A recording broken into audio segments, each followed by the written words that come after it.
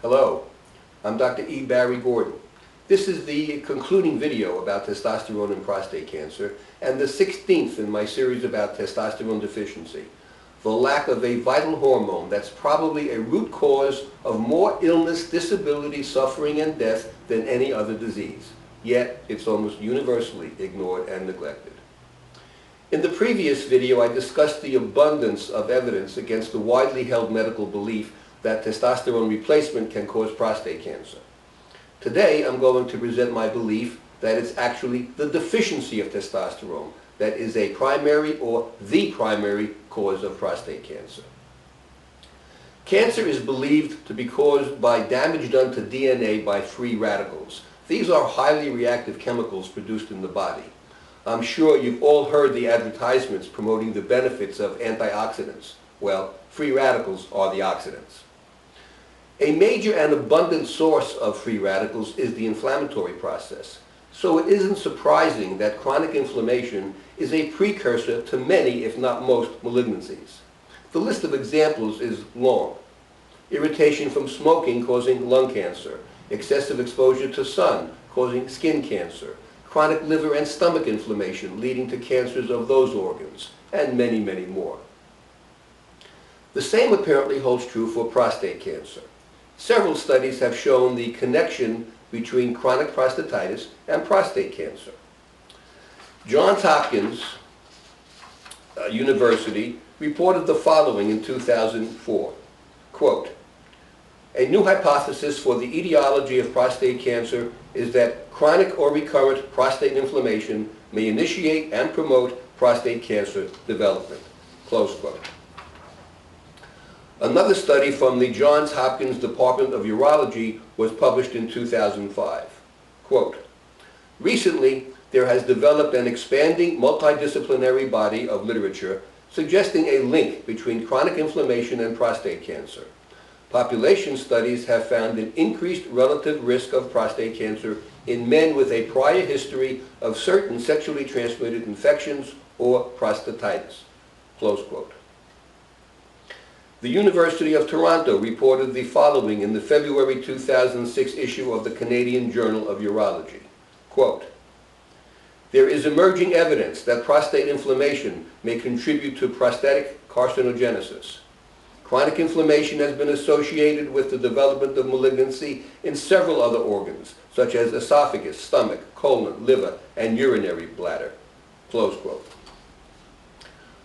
Later that year, the University Hospitals of Cleveland published a study on this question in the Journal of Urology.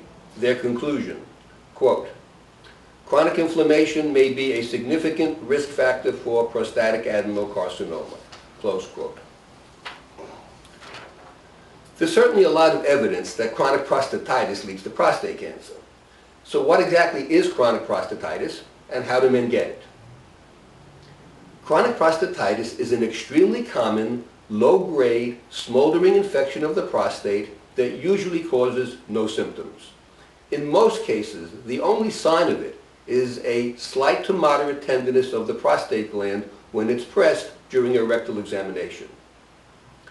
How do men get chronic prostatitis? Nature does not care for sterility, and any still fluid with a connection to the outside world will ultimately become infected. Men commonly get chronic prostatitis when they stop ejaculating frequently enough, allowing the prostatic fluid to just sit there. I have to address the question, the obvious question, how often is frequently enough? My guess is that the minimum should be 2 to 3 times per week. The last step in the story is, why do men stop ejaculating? That's simple. They stop when their testosterone levels get so low that they lose the desire. It is said, and probably rightly so, that almost all men will get prostate cancer if they live long enough. I believe it is no coincidence that almost all men stop having sex at some point in their aging. In summary, one of the many, many consequences of the gradual but progressive loss of testosterone is the steadily decreasing desire for sexual activity. With longer and longer periods of retention of fluid inside the prostate, it eventually becomes infected. rarely causing any symptoms. Years or decades of this chronic smoldering inflammation ultimately lead to prostate cancer. So there's my view of prostate cancer, ironically caused primarily by the absence of the hormone most doctors blame for causing it. I believe the best way to avoid prostate cancer is simply to remain sexually active. And you can do that. You can regain that desire at any age simply by replacing your missing testosterone.